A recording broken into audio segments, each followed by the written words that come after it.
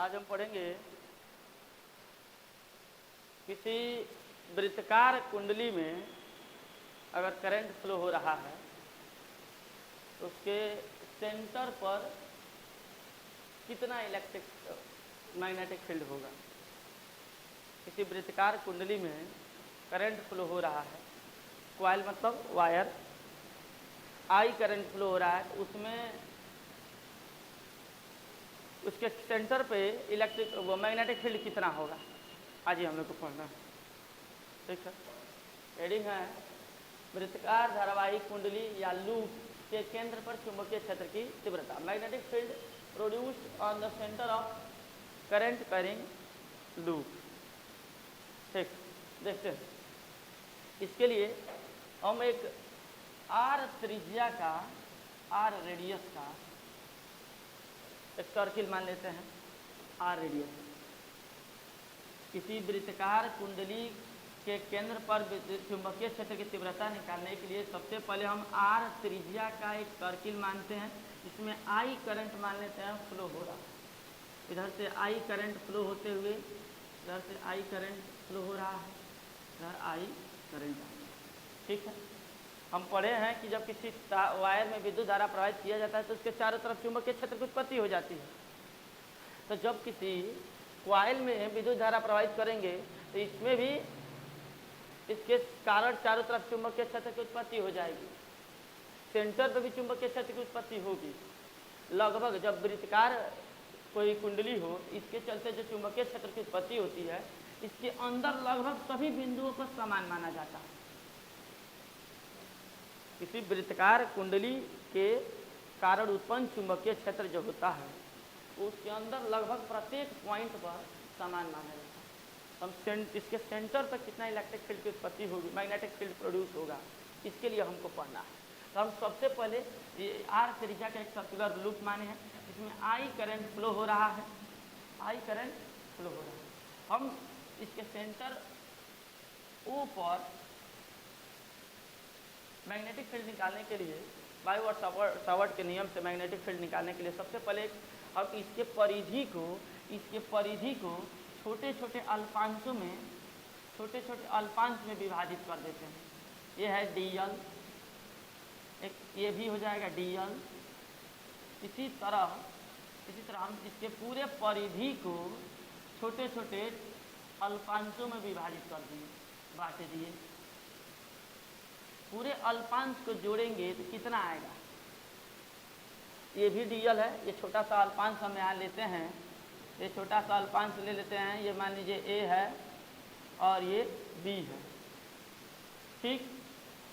इसकी लंबाई जो है डीएल है, इसमें कितना करंट फ्लो हो रहा है, आई करंट फ्लो हो रहा है। तो जब ये डीएल है तो ये भी डीएल होगा, ये भी डीएल होगा, ये भी डीएल, सब डीएल होगा।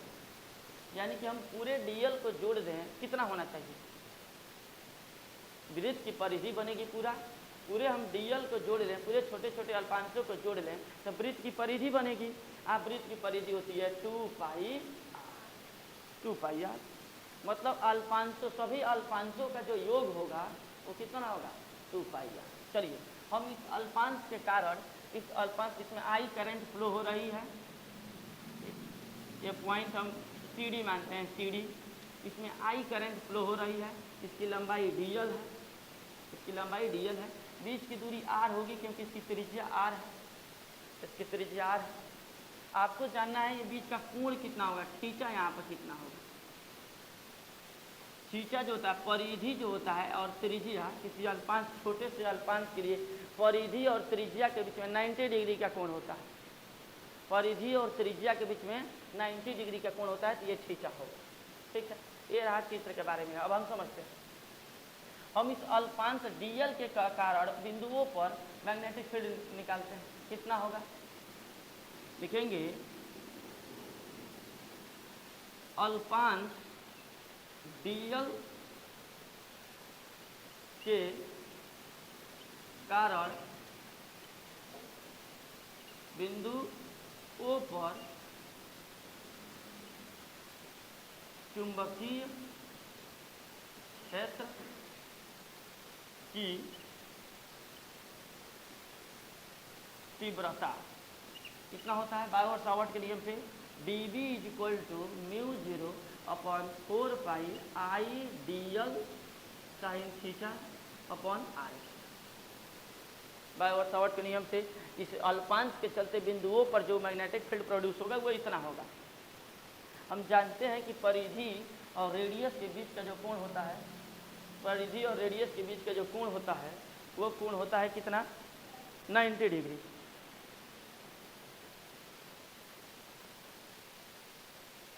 देखिए हम जानते हैं कि ये इस अल्पांश के चलते ओ पर उत्पन्न चुंबकीय क्षेत्र हुआ, परिधि और रेडियस के बीच में 90 डिग्री का कोण होता है। यहाँ हो जाएगा theta is equal to 90 degree, theta is equal to 90 degree. यहाँ रख देते हैं, साइन 90 का मान 1 हो जाएगा। यहाँ रख देते हैं तो होगा D B is equal to mu zero upon 4 pi I D L sine 90 upon R square. Sine 90 का मान 1 हो जाएगा। हमें क्या प्राप्त हो जाएगा, हमें प्राप्त होगा D B is equal to mu zero upon 4 pi I D L upon R square. This is equation 5। ध्यान से देखते हैं, क्योंकि साइन थीटा का मान 1 हो गया। ये हमें प्राप्त हुआ इस छोटे से अल्पांश के कारण बिंदु O पर चुंबकीय क्षेत्र की तीव्रता। अब ध्यान देते हैं, आप ये बताइए, हमें तो पूरे के चलते निकालना है। आप ये बताइए तो इस अल्पांश के चलते कितना होगा, डिस्टेंस भी उतना ही है, आर है, एंगल भी 90 ही होगा, एंगल भी 90 ही होगा। और आई ही करंट, इसमें भी आई करंट फ्लो हो रहा है, इसमें भी बीच की दूरी आर है, और यहाँ पे भी कोण 90 होगा। इस अल्पांश में भी चुंबकीय क्षेत्र इतना ही फ्लो उत्पन्न करेगा। ये अल्पांश इतना ही चुंबकीय क्षेत्र उत्पन्न किया, ये भी अल्पांश उतना ही करेगा, ये भी अल्पांश उतना ही करेगा। सभी अल्पांश जो होंगे एक समान चुंबकीय क्षेत्र उत्पन्न करेंगे केंद्र पर। सभी अल्पांश, सभी जो हम अल्पांश माने हैं, अल्पांश केंद्र O पर समान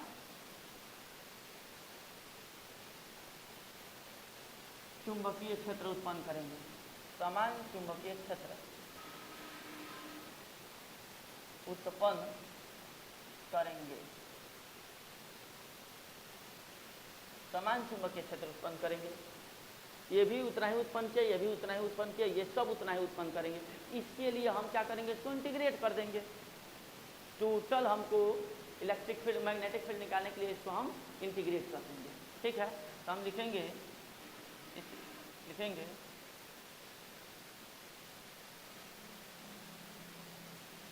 संपूर्ण वृत्ताकार लूप के कारण उत्पन्न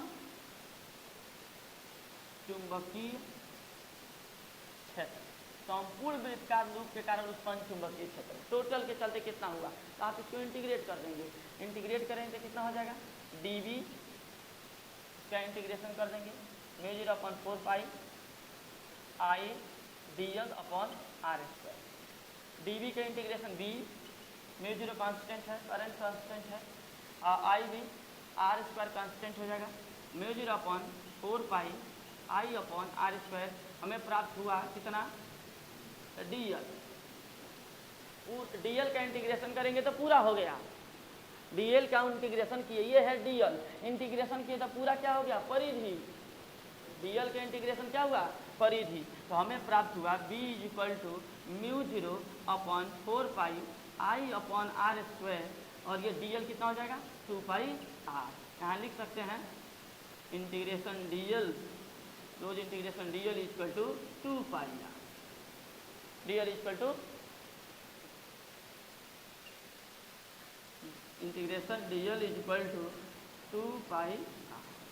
यहाँ लिख दिए, यहाँ एक आर से एक आर कट गया, 2 पाई से यहाँ पे 4 पाई कट गया, बचा 2। ध्यान देते हैं क्या हमारे पास बच गया, B is equal to mu zero, नीचे हुआ 2 पाई तो कट गया है, एक आर बच गया 2r और यहाँ हुआ आई आई म्यू 0 आई अपॉन 2r। हमें प्राप्त हुआ एक वायर जो है, एक कुंडली है, यहाँ देख लीजिए दो दो आर है, एक आर से एक आर कट गया, एक आर बच गया, 2 से 4 कट गया, दो बार में पाई पाई कट गया, ऊपर बचा म्यू 0 और आई, नीचे हुआ 2 और एक are, mu 0 I upon 2r। ये क्या प्राप्त हुआ? एक वृत्ताकार कुंडली के कारण उसके केंद्र पर उत्पन्न चुंबकीय क्षेत्र। इसमें एक केस है, केस क्या है?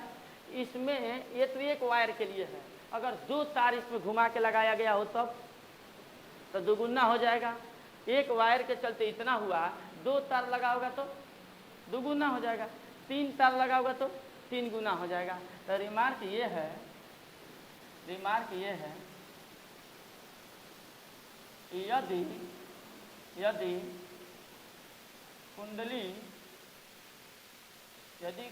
कुंडली में फेरों की संख्या n हो तो मतलब कहें एक फेरा है तो म्यू 0 आई अपन 2r, 2 फेरा है तो 2 म्यू 0 आई अपन 2r, दोगुना हो जाएगा। 3 फेरा है 3 म्यू 0 आई अपन 2r, 4 फेरा है तो 4। इसी तरह n फेरा हो तो जो वृत्ताकार कुंडली के केंद्र पर चुंबकीय क्षेत्र उत्पन्न होगा वो हो जाएगा म्यू 0 n आई अपॉन 2r। यदि कुंडली में n फेरे हो तब उसके केंद्र पर उत्पन्न चुंबकीय क्षेत्र की तीव्रता होती है। ये हमें प्राप्त हुआ इस प्रकार, एक अल्पांश के चलते निकाल लिए, उसके बाद हम उसको इंटीग्रेट किए, इंटीग्रेशन dl का मान 2πr हुआ, सॉल्व हो गया। और ये हमें एक कुंडली के केंद्र पर चुंबकीय क्षेत्र की तीव्रता प्राप्त हुई और ये उसके n फेरा हो तब इसके चलते हो। ठीक।